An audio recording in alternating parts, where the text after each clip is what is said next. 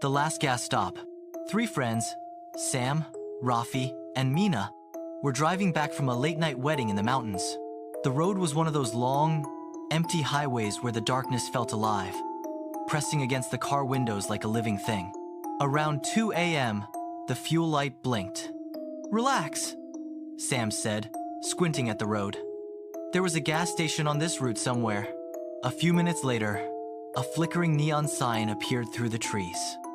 Gas food open. But something felt off. The place looked like it hadn't been touched in years. The lights buzzed weakly, and the door of the tiny convenience store swung open and shut, though there was no wind. Still, they needed fuel.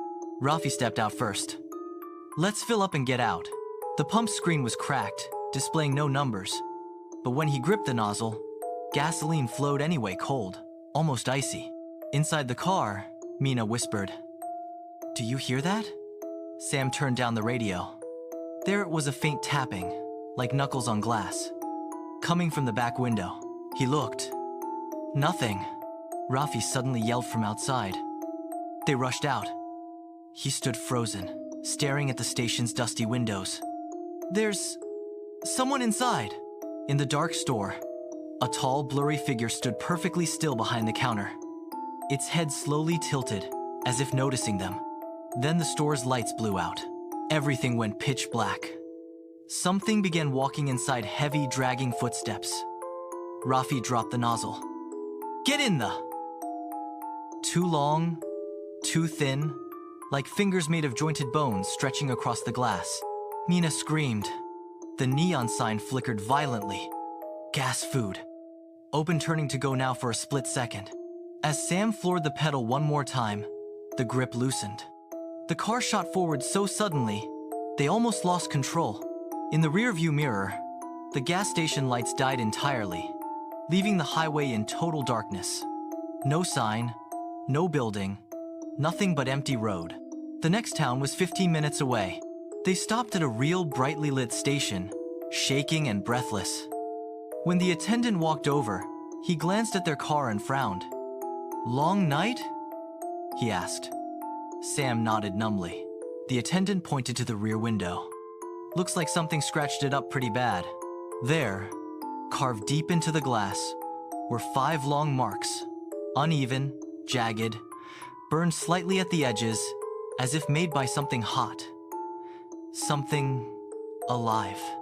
And underneath, a message. "Not done." The next morning, none of them could sleep. Sam kept replaying the long, bony hand on the window. Mina couldn't stop shaking. Rafi stayed silent the whole time, staring at the scratches carved into the glass. But the real problem started when they tried to show the damaged window to someone else. They brought the car to a mechanic. The man examined the glass, leaned in close, and then stepped back like he'd been burned. "What kind of joke is this?" he snapped. Sam frowned. "What do you mean?" "We didn't." "There's nothing here."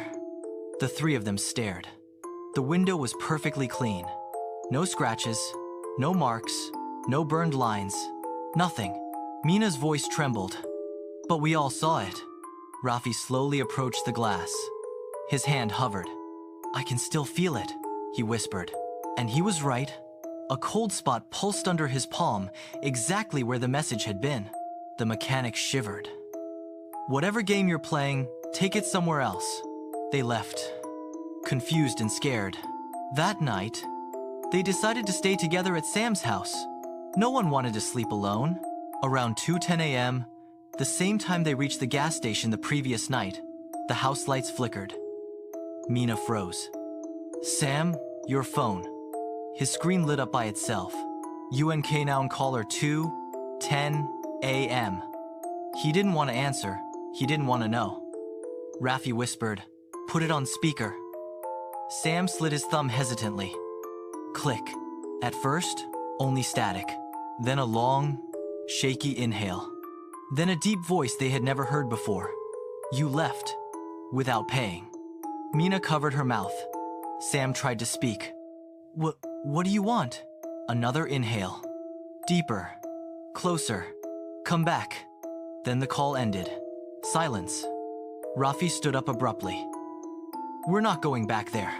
But before anyone could respond, something slammed against the front door. Hard. The whole house shook. A second slam. Then a third. Heavier. Angrier. Mina screamed. It followed us. The lights blinked rapidly, then died.